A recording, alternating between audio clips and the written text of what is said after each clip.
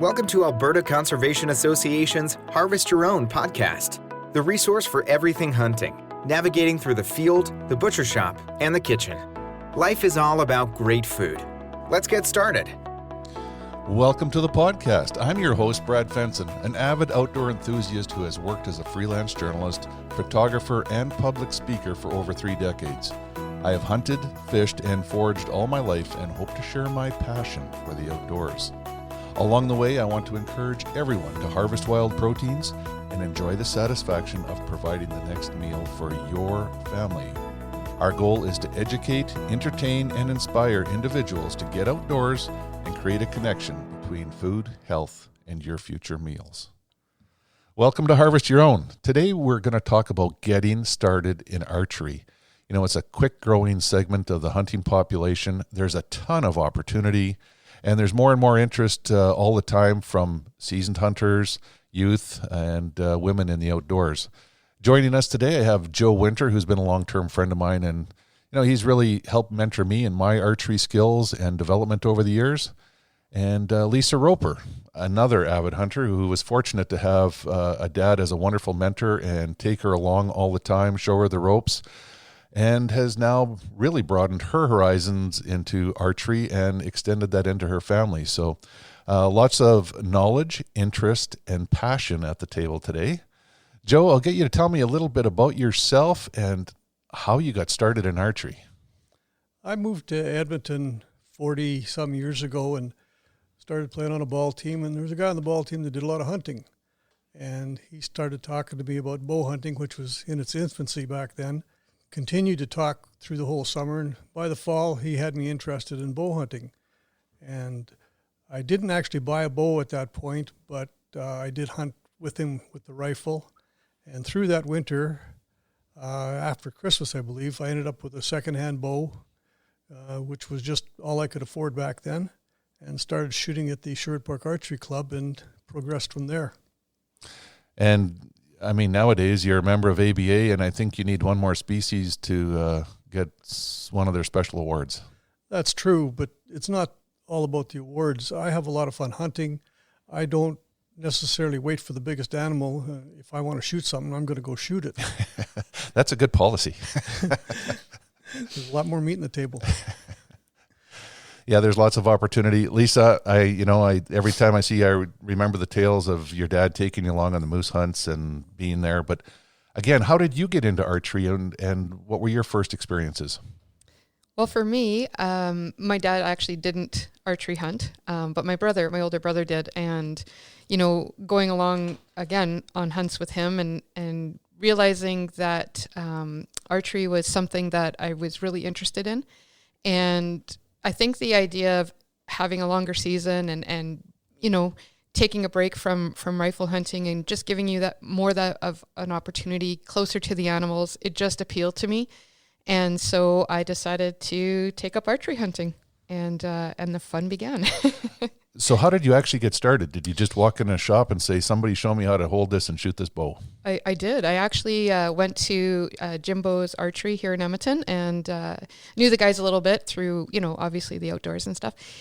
And I said, hey, I want to learn. I want to do this. And so they actually just lined up 8 different bows. I wasn't allowed to look at them, and they just handed me bows. And the minute I picked up the one that I now shoot with, it just felt right. Like everything, I was like, I love this bow. I want to shoot this. It's funny you say that, because I write a fair bit about archery, and there's a pile of stuff on Harvest Your Own about how to select a bow and how to get started and all the rest of it. But that's exactly how you should start. I mean, there's so many different bows, and they all feel a little different in your hand, and they release differently. But when you pick up the one, it's the one. Oh, absolutely. And I knew.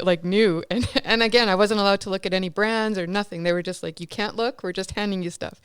And drew back. And honestly, from that moment, it was like, this is something I need to just get really good at. And so, I just started shooting at the archery club. And then from there, just any chance I had to shoot on my own, in the backyard or wherever I was out flinging arrows. And that's a great way to get started. I would encourage that. If somebody has an interest and doesn't have a friend or a mentor or a family member that can take them under their wing and start to not necessarily show them, but take them to the right place, try different bows, walk in and ask. Don't be timid. Don't be shy. Get out there. The world is waiting for you. When you talk about you were a rifle hunter and wanted more, not just an extended season, archery hunting is very intimate, where you get to learn a lot about the habitat, the terrain, the species itself, and you get a lot closer to it. That's what Joe is referring to. It's not about awards. It's about a full freezer and the experience. And that's very true. I enjoy that a lot. Going back to what Lisa was saying about starting an archery too, sometimes your best friend's not the best guy to go to when you want advice, because he's going to tell you what he uses.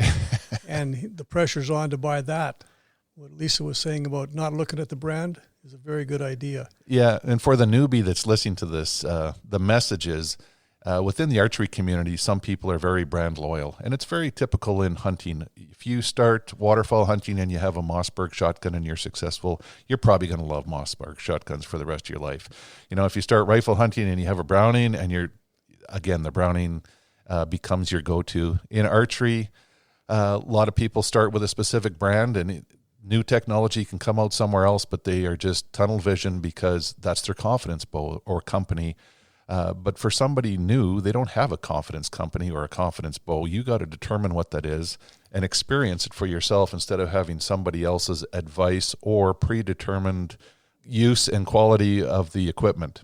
And, I'm going to go a little bit further on that, because the first bow that I was handed at Jimbo's, if that was, let's say that was the bow I was supposed to shoot, my friend said, you got to have this is the one you're going to use, I wouldn't be archery hunting. Like it just, nothing felt right, and I was uncomfortable, and so to keep going until you have that moment, I think is.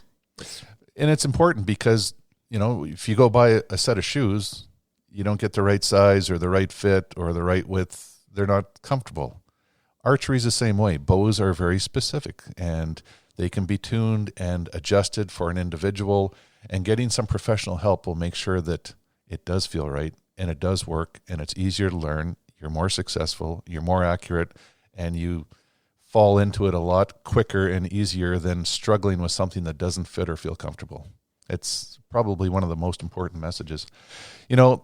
Nowadays, it's not like, Joe said 40 years ago, he was lucky because he had a buddy that was into archery a little bit, wanted to go bear hunting, so he bought a used bow. The National Archery in the School program nowadays allows a lot of kids to get introduced to archery. We were just at the Edmonton Boat and Sportsman Show this year, and again, they had the provincial shoot-off there, and there were thousands of kids came through, and, I watched them. The passion for archery amongst those kids was immense. They were nervous, they were shaking, but they were embraced, and when it came time to shoot, they were focused, and I don't know if I'd want to compete. I mean, there was lots of them that had their arrows clustered on the 10 ring, and they knew exactly how to score it and were anxious to move on to the next round. So there's some great ways to introduce kids to it. Joe, I think you've been active with AHIA in the past and helped introduce some women to archery. Yes, I have. The AHIA runs a huge outdoor women's seminar every summer at Alfred Lake Camp. And for any lady that's planning to or wanting to get into the outdoor world, it's a great place to go. Besides archery, there's numerous other activities and events that you could participate in, which would enhance your knowledge, etc., of outdoor hunting, shooting, whatever. I did a lot of archery there. The ladies are always very receptive. Of course, they registered for the instruction, so they wanted it, but they're happy to do it, and they like getting good instruction. They like things to work, and they really like to be successful. So anything you do for anybody, let alone a lady, is to make sure that they're successful with it. We were shooting the same bows in that program as they do for the NAS program, and it was a challenge at times, but with some good instruction, etc., we were able to make most of them quite good with the equipment they had. Yeah, and that is a great program because not only do you have an introduction to archery, but I know that they had courses in terms to how to properly set up a tree stand, use your safety harnesses and equipment, so that if you ever decide that you're accurate enough or you wanted to take that next step into hunting, you have more tools in your toolbox to make sure it happens and that you're successful and that you're safe doing it. Lisa, you like to mentor people, whether it's ice fishing, hunting, articles and stuff. What's your advice for where women should go if they don't know of a shop or a program or somewhere where they could get some more information, ideas, or find a mentor to work with? Yeah, well, so I was able to participate at Narrow Lakes, become an outdoors women's course. And so I got to do some teaching there, and same thing. They have, an archery station and fishing, and, you can shoot guns and all that kind of good stuff too. And I just think, as anybody really, if you're looking to get started, but as a female, if you're looking to get started and you don't have those mentors or people in your life, I mean, definitely try to find some form of course to participate in, because not only are you going to learn the skills necessary, but I think the camaraderie and, empowerment from women to women, it just goes such a long ways. And it's just such a beautiful thing to start to build that network and that outdoor community. And hopefully, once the course is done, I know from Narrow Lakes, I mean, we have a great group that we still, message each other and do some updates and, hey, I'm going on this hunt, or, hey, I'm doing this. Anybody want to join? And, I think that speaks for itself as far as women really bonding together and wanting to do things and be successful. Absolutely. Those are two great programs, both the Alberta Hunter Education Instructors Association and the Alberta Fish and Game Association courses. There's information available on Harvest Your Own, along with more information in terms of how to get started. This podcast is produced for Harvest Your Own, a program dedicated to those who want to reconnect with food and health through their experiences outdoors. HarvestYourOwn.ca is a resource for individuals to learn more about hunting and the outdoors. There's information to get you started and ensure that your compass stays pointed in the right direction to be successful. Where's your next meal coming from? Lisa, you brought up a good point about women bonding with women and finding the right people to learn with. Is your spouse the right person to teach you? I would throw that out there because my wife loves archery. I mean, we've got targets set up in the bottom yard. And this is no diss against Steph. I mean, if I go out there and try to give her instruction, she doesn't always agree that my assessment is right, which is fair. But I like to have Joe over because Joe has a ton of experience. Back when he owned his archery shop, I believe you started the school program where you invited local schools in and had kids in to come shoot. And it was a basic introduction to archery long before the NAS program. I didn't start that. It was in place when I took over the shop. But yes, we expanded it substantially before the NAS program came in. And you're right, it was strictly an introduction to archery, but many of the teachers from a lot of the schools in the area would bring their kids in every year, or sometimes twice a year. We also did mentally challenged children, or I guess I should say youth, and it was a great deal of fun. There was some challenges to it, of course, but kids tend to be kids once in a while. But for the most part, it's a great thing for them to learn how to do it. If they want to progress from there, they need to move on to, as you've alluded to, mentorship, some type of archery club, or other avenues to continue in the archery world. Yeah, and there's lots of opportunities. What I remember about those days when I stopped in the shop and there happened to be a morning school group in is that I was amazed at how you could control that many students on your own and have them all shoot proper form and hit the targets. So, getting back to having a spouse or a close friend teach you, it was always easier for me to have Joe come over and show stuff because I would say, well, Joe's the expert. And it's easier to have somebody else to tell somebody close to you how to do it. You can do it yourself, but sometimes an outsider or external forces have a different impact in terms of getting the message across, being able to communicate a little bit differently. Well, and going back to being in business, I always did better when the husband wasn't there. So it's you're right. It's much easier for somebody else to tell your spouse how to do it. And that plays out 99% of the time. And this isn't a negative message. It's about women that want to take up archery, get into it, and maybe your hubby or your boyfriend is an avid archer and they would love to, throw a 70-pound bow that weighs too much for you in your hand and get you out shooting. Not necessarily the best. Lisa, you know, I can see you chuckling a little bit because you've been in those circles with women that are in these circumstances. Absolutely, I have. But before we go there, I have the opposite story.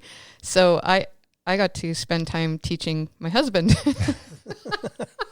and I'm chuckling because it's not always you're trying to help and you're trying to encourage, but yeah, it's interesting from my perspective. And then a friend comes over, another male friend comes over, and he's like, "Oh, just do this." Mm-hmm. Yes.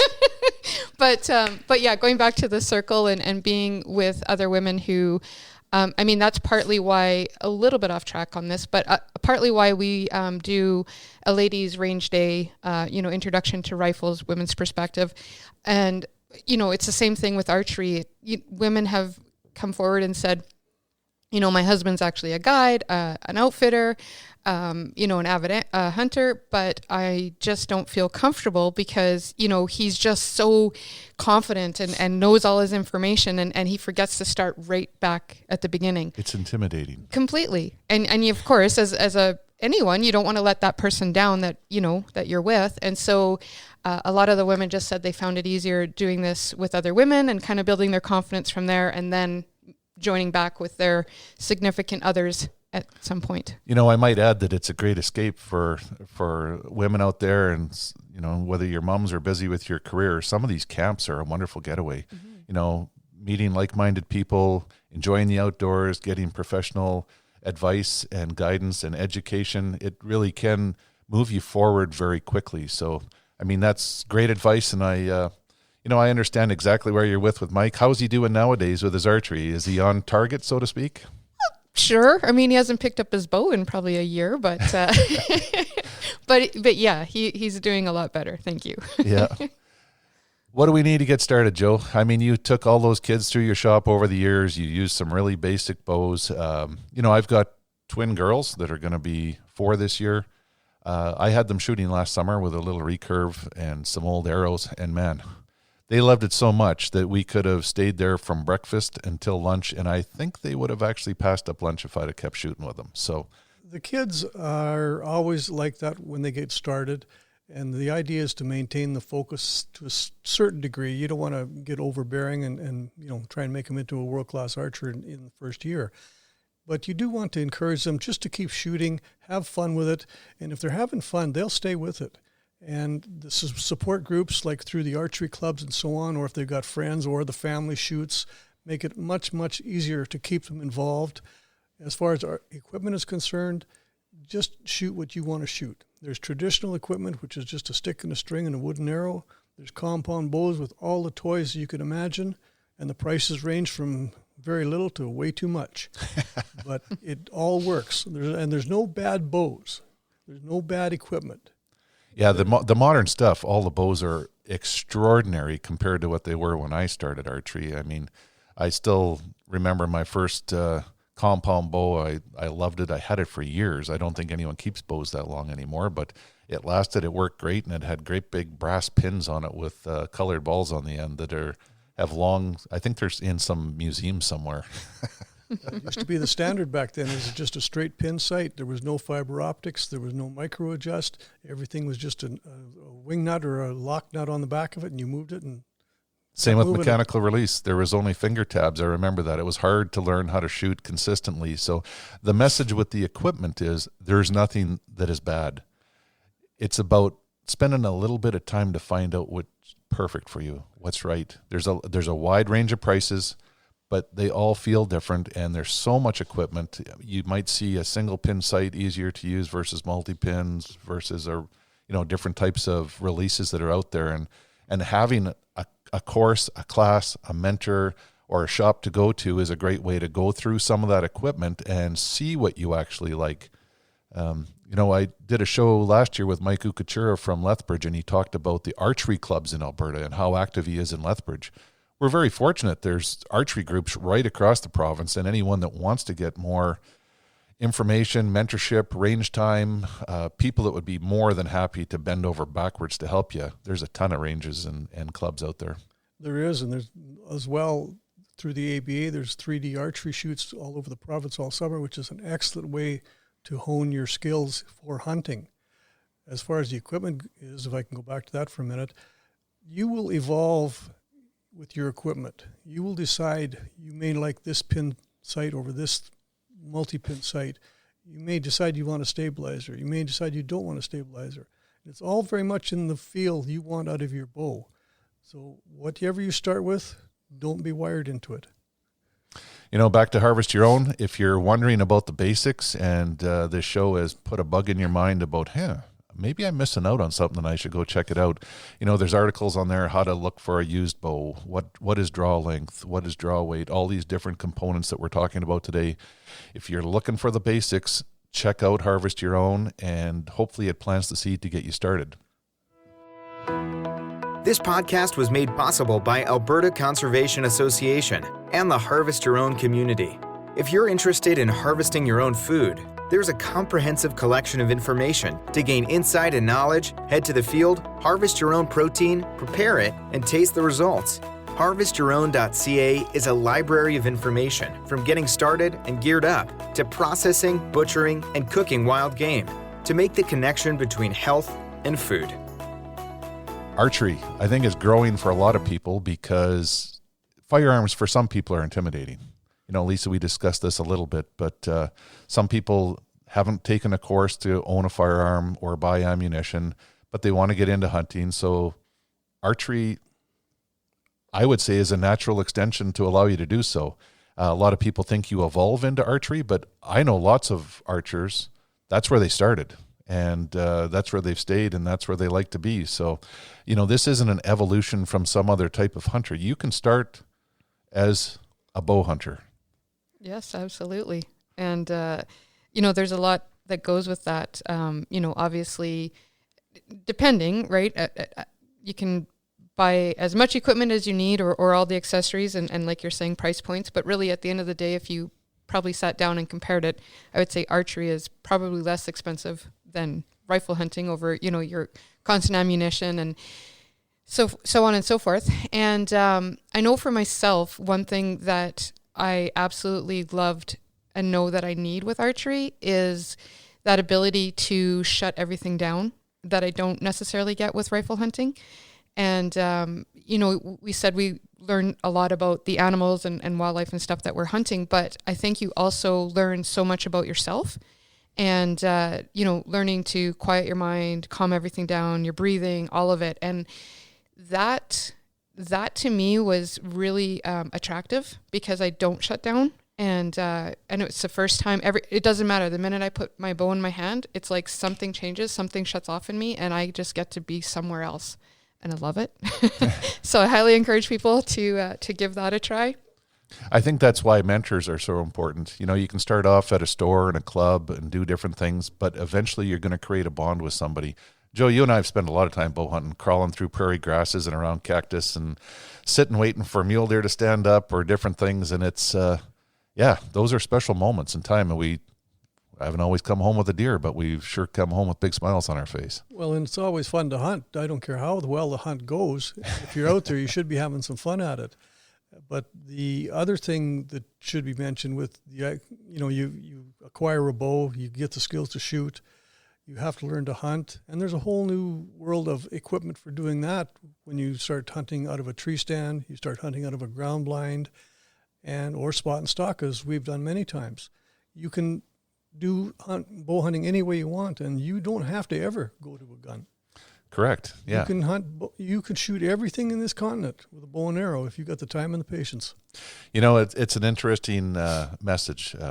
Let's talk about the minimum requirements for hunting with bow equipment. You need to draw a 40-pound bow. That's the minimum requirement. Yes, it is. So, that's something that you can aspire to. You're not going to start there if you're a new archer.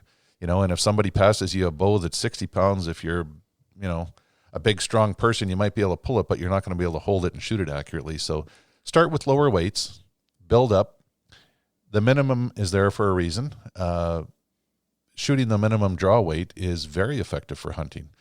Joe, you've pointed out many times. What's your message? Shoot what you can hit. Right. And it's not about how much weight you pull. It's about where you put your arrow. Exactly. Arrow placement is everything with archery. And the 40-pound minimum is actually, in my mind, not really applicable to the newest equipment, because that 40-pound minimum was established probably 40 years ago. And with the new equipment, it takes so little weight to generate the arrow speed we had 40 years ago that there's no comparison. Yeah, arrows have changed, broadheads have changed, everything has changed. And the good news is, you know, if somebody's thinking about this right now, is 40 pounds, I'll never be able to pull that and hold it. The let-offs on the bow, though, are incredible. Like, to get the bow drawn is not difficult, but once it is at full draw, most of them are 80% let-off. That's correct. So you're not holding a lot of weight waiting for that shot, which makes a big difference. Lisa, what's your experience with, have you ever been in that situation where you had to draw and stay at full draw for a while? Yeah, absolutely. And, you know, muscle memory is so important. And, you know, I just want to say, going out and you want to continue to have fun, and going out, and even if you can just shoot a few times a week, you know, 5-6 arrows, and just keep building that confidence and muscle memory. And then, yeah, you have those moments where it's like, okay, I'm holding this a minute, you know, you're into that minute, and that's probably about as much as I want to be holding.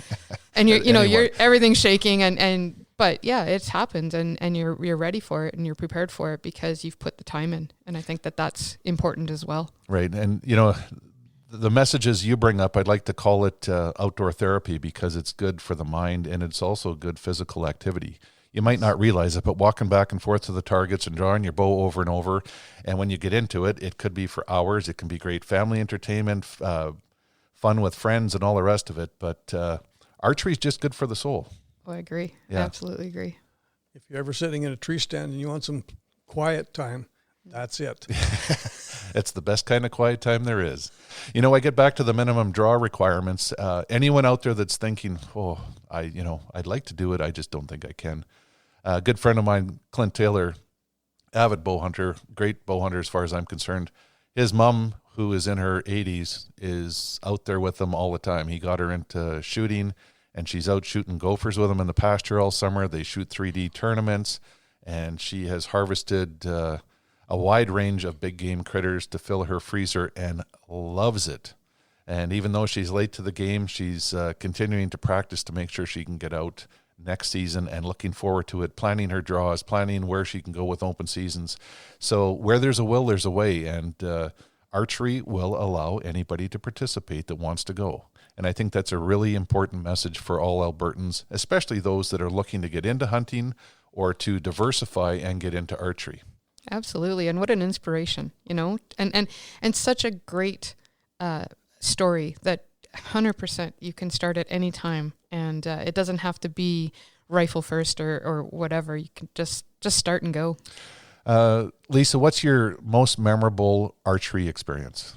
You know, actually last year was so memorable. I actually didn't take an animal, but I spent countless days, and I'm talking like 12 hours straight in a tree stand, and the amount of animals that I was able to bring in or that came in, and just watching them. I mean, at one point I had four different bucks come in, and it was absolutely amazing. And just seeing the behaviors and having that view at, 30 feet up, whatever it is. It was the best, and I didn't even take an animal. Right. But it was absolutely filled my soul and absolutely grounded me. So that's an important message, because to people that are in archery, everyone's shaking their head going, yeah, that's what it's about. That's why I do it. Joe, I mean, you've got a wide, diverse background in archery and lots of different experience. What's your best experience? My goodness. I have had that experience that Lisa just alluded to, and with the same result, didn't shoot anything. And I still agree with her that it is one of the best days I've ever spent in a tree stand. I have been able to hunt caribou, mountain sheep, cougar, a great number of animals, and I'm not sure I'd put one over the other. They were all great times, great experiences, different experiences. From Nunavut to the Rocky Mountains is quite a change in terrain, etc. But it's all fun. It's all good. Like you say, you don't always get them, but if you get them, it's just kind of the icing on the cake. Yeah, and it's funny because I've got a lot of my family involved in archery, and a lot of people think archery, I got to shoot a deer, I don't know how to deal with it, I got to, moose are too big, how do I start? They all started with grouse. Joe, you've been around on a few trips when we went, and shooting judo points at rough grouse or spruce grouse and stuff is as much fun as you can have hunting. It is, and it's one more example of what you can do with the bow and arrow. You don't always go out thinking you're going to shoot one thing, and there's always a chance you could shoot another. And I go out there, I have a pocket full of tags. I buy them all. Because wherever I go, if that animal shows up and I have a chance at it, I'm going to take it. I look at myself as an opportunist. I buy lots of licenses in case there's a chance, and I've always got a multitude of arrows in my quiver, I should say heads. I always have a judo point in case I run across a game bird that I'm allowed to harvest with my archery equipment. And it's just fun. And there's nothing better than fresh grouse in camp for hors d'oeuvres before dinner. Lisa, what is the best advice you can give to somebody that wants to get started in archery and might be holding themselves back or has not taken that step?